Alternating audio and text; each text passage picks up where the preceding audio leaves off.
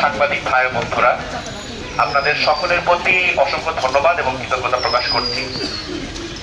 শুরুতে যে বিষয়টা দিয়ে শুরু করতে চাই সেটা হচ্ছে যে জুলাই গণ অভ্যুত্থান চলাকালে আওয়ামী ফ্যাসিস্ট বাহিনী আমাদের উপরে যে গণহত্যা পরিচালনা করেছিল, সেই গণহত্যায় মূলত 3 ধরনের ফ্যাসিবাদী ব্যবস্থা বা ফ্যাসিবাদী কাঠামো সেখানে কিন্তু কাজ করেছিল।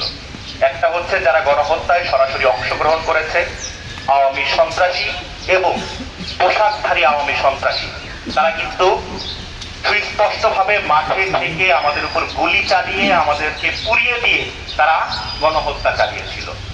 আর একটা গোষ্ঠী হচ্ছে যারা এই গণ অভ্যুত্থানে যাতে করে গণহত্যা চালানো যায়, এই গণহত্যায় আওয়ামী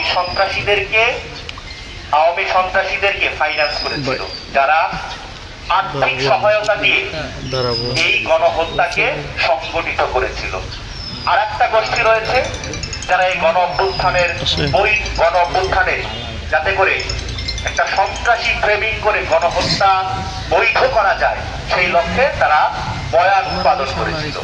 এই 3 ধরনের গোষ্ঠীর বিরুদ্ধেই কিন্তু আমরা কথা বলবো, তাদের বিচার চাইব। যদিও আমরা এখন পর্যন্ত দেখতে পাচ্ছি যারা গণহত্যায় সরাসরি সম্পৃক্ত ছিল, আওয়ামী সন্ত্রাসীদের পর্যন্ত এই গভর্নমেন্ট সবাইকে কিন্তু আইনের আওতায় নিয়ে আসতে পারছে না, তারা অ্যারেস্ট করতে পারছে না।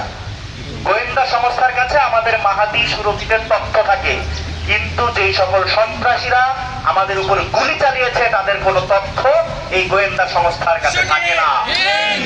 আমরা সুস্পষ্ট ভাষায় বলে দিতে চাই, আপনাদের এই গোয়েন্দা সংস্থা শুধুমাত্র কি আমাদের তথ্য নেওয়ার জন্য, আমাদের উপরে জুলুম নির্যাতন করার জন্য তৈরি করা হয়েছে, নাকি দেশের জন্য তৈরি করা হয়েছে? এই গোয়েন্দা সংস্থার যদি এখনো পর্যন্ত পরিবর্তন না হয় তাহলে আমরা কিন্তু এর বিরুদ্ধে আওয়াজ তুলব। আমরা এখন পর্যন্ত দেখতে পাচ্ছি আওয়ামী সন্ত্রাসীরা তারা দিনে দুপুরে ঘুরে বেড়াচ্ছে, তারা জামিন পেয়ে যাচ্ছে। তারা কিভাবে পাচ্ছে? কারণ এই প্রশাসনের মধ্যে এখনো এই আওয়ামী ফ্যাসিবাদের দোসরেরা তারা বহাল তবিয়তে রয়েছে। প্রশাসনের ভাইদের প্রতি আমার অনুরোধ থাকবে, আপনারা আপনাদের মধ্যে যে সকল ফ্যাসিবাদের এমবেলার যারা এখনো বহাল তবিয়াতে আছে, আপনারা তাদের বিরুদ্ধে আওয়াজ তুলুন।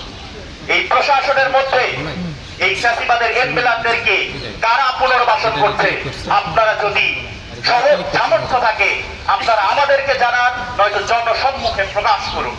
কোন উপদেষ্টা এই আওয়ামী প্রশাসনের পুনর্বাসনের দায়িত্ব নিয়েছে, টাকা খেয়ে তাদেরকে আবার পুনর্বহাল করছে, আমরা এর শেষ থেকে ছাড়বো।